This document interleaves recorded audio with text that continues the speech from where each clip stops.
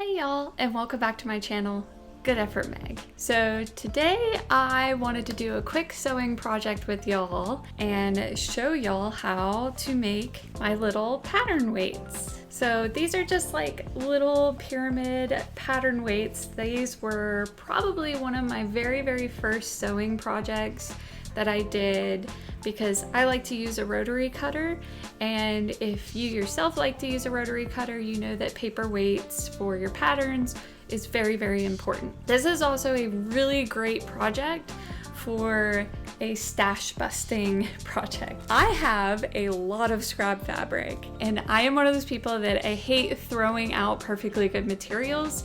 So I typically organize them in little Ziploc bags and such, and I hold on to them for a later project. And so that is what we're doing today. So I needed a few more of these just because my projects seem to be growing. So I have about 6 of them. So I'm going to make another probably like 4 or 5. Without further ado, let's get started. If you haven't already, don't forget to hit that subscribe button to join our amazing community. So for the list of materials, you're gonna need some scrap fabric. The scrap fabric is gonna be cut down to an 8" by 4" square. So just make sure you can fit within those parameters. This is optional, but if you have some scrap ribbon, you can use this to make the hoops on the pattern pyramids. You're going to need some rice or some medium to fill your pattern weight with. I've seen people use like dry beans or even like steel balls or something like that. And then you're gonna need a ruler, either a pair of scissors or rotary cutter, some pins, and some sewing needles. So our first step is going to be cutting each of the pieces of scrap fabric into an 8" by 4" rectangle. So here are our scrap pieces all cut to size.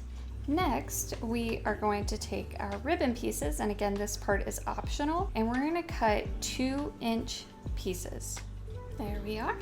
With the right side of fabric pointed up, we're gonna take our ribbon pieces and we're going to fold them in half like this, and we're gonna pin them about an inch from one of the short edges. Just like that. There we are. Next, we are going to fold right sides together, and we are going to pin 2 sides that will be stitched.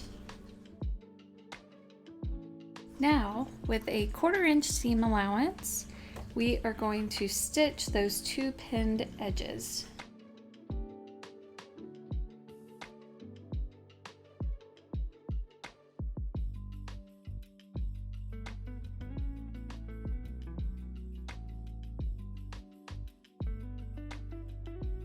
Okay, so here are all of our stitch pieces.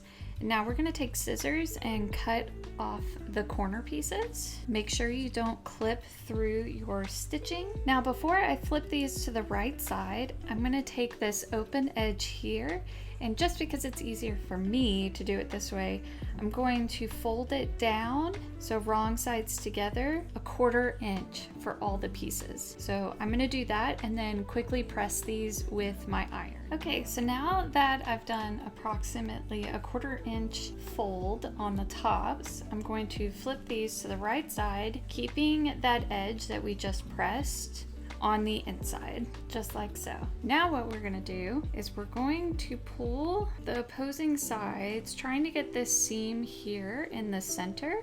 I am just going to plop a pin so it doesn't shift on me, like that. And then we are gonna thread up a needle. And I'm just using some thread from my sewing machine, and as a rule of thumb, just the way my grandmother taught me, is I will pinch the thread in between my fingers and I will measure to the crease of my arm, just like that, and then double that length, just like so.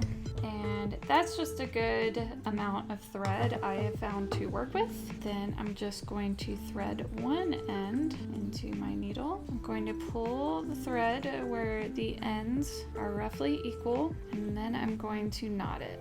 and I like to do a double knot, so that shouldn't be able to come through the fabric.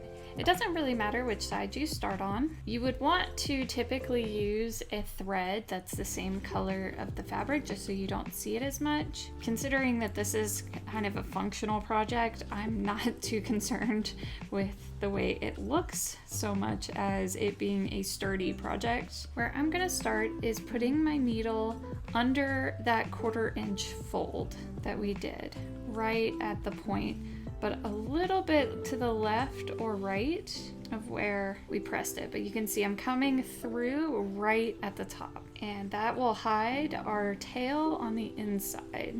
So we have our thread coming through here, and we're essentially going to make a dotted line all the way down. So we're working right in the top of that fold, and depending on what medium you're using to fill your pattern weight will determine how small you're going to need to make your stitches. Because I'm going to be using rice, you're going to want to use like a smaller stitch size. So I came up here and I made one small line there underneath. So now I'm going to go directly across on the other side, and I'm going to go roughly the same length, like that much. So it's not a lot, but we want these stitches to be tight, because if they're not, you're gonna have rice falling out. So now we're on the up side. So we're gonna come straight across just like that, go down into that fold and across like that.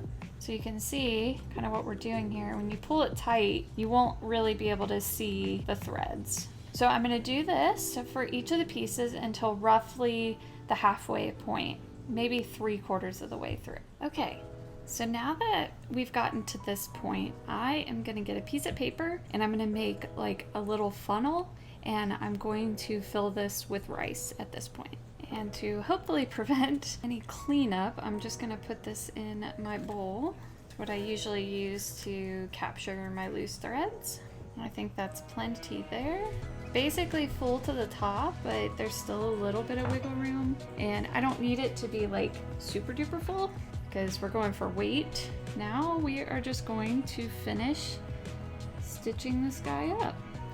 Then to finish off our stitches, I just turned it around because we're at the very, very end, and I am just gonna go back through one more time right there. There we go. And then I'm just gonna go back through like so to lock it in place, and then pull it taut. And then all I'm going to do is then put my needle somewhere through to capture the tail on the inside of the project, just like so. And then I'm going to snip it. And that's how you make your little pyramid weights. Well, I hope this video was helpful for you guys. This is honestly one of the more like practical sewing projects that I've ever done. Again, it was one of the first that I did, and I am very happy that I learned how to hand sew doing this. And it's a super quick and easy project. It could be fun to do with kids if they're just learning how to sew or whatnot, but it's also super functional and practical, a great scrap fabric buster. So if you guys enjoy this type of content, be sure to check out my other videos on my channel, and I hope you guys are having a wonderful day or evening wherever y'all are, and I will see y'all in the next video.